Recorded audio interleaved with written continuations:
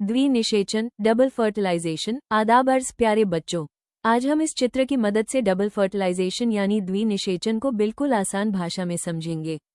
सबसे पहले ये जान लेते हैं कि डबल का मतलब 2 बार और फर्टिलाइजेशन का मतलब निषेचन होता है।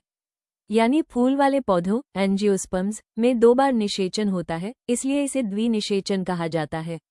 सबसे पहले चित्र के भागों को समझते हैं। ये पूरा भाग एम्ब्रियो सैक भ्रूण थैली कहलाता है। यही निषेचन की पूरी प्रक्रिया होती है। सबसे नीचे बीच में एग सेल अंड कोशिका होती है। इसके दोनों तरफ 2 सिनेजिड्स सहायक कोशिकाएं होती हैं। इनका काम परागनली को सही जगह तक पहुंचाना होता है।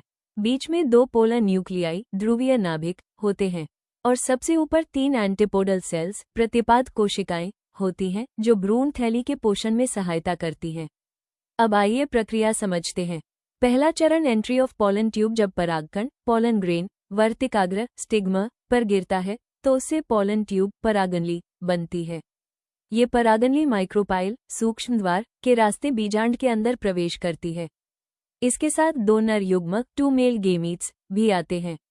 दूसरा चरण रिलीज ऑफ मेल गेमीट्स। अब परागनली भ्रूण थैली के अंदर पहुंचकर दोनों नर युग्मकों को छोड़ देती है।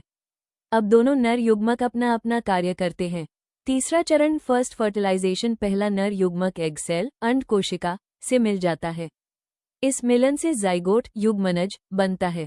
यही जाइगोट आगे चलकर एम्ब्रियो भ्रूण यानी नए पौधे का बच्चा बनता है। चौथा चरण सेकेंड फर्टिलाइजेशन। अब दूसरा नर युग्मक 2 पोलर न्यूक्लियाई ध्रुवीय नाभिक से मिल जाता है। इससे एंडोस्पर्म बनता है। एंडोस्पर्म का काम भ्रूण को भोजन देना होता है ताकि वो अच्छी तरह विकसित हो सके। पांचवा चरण रिजल्ट। अब हमारे पास 2 महत्वपूर्ण चीजें बन चुकी हैं। पहला जाइगोट जो आगे चलकर एम्ब्रियो बनता है। दूसरा एंडोस्पर्म जो भ्रूण के लिए भोजन का भंडार होता है। इसीलिए इस प्रक्रिया को डबल फर्टिलाइजेशन द्विनिषेचन कहा जाता है। Exam trick. पहला नर युग्मक जोड़ एग इक्वल्स जाइगोट 2n। दूसरा नर युग्मक जोड़ pollen nuclei equals endosperm 3n। याद रखने की आसान ट्रिक। पहला मिलन बच्चे को जन्म देता है और दूसरा मिलन बच्चे के भोजन की व्यवस्था करता है। इसी विशेषता के कारण डबल फर्टिलाइजेशन केवल आवृतबीजी एंजियोस्पर्म्स पौधों में पाया जाता है। धन्यवाद। अगर यह वीडियो आपको पसंद आई हो तो चैनल को लाइक करें, शेयर करें और सब्सक्राइब करना बिल्कुल न भूलें। मिलते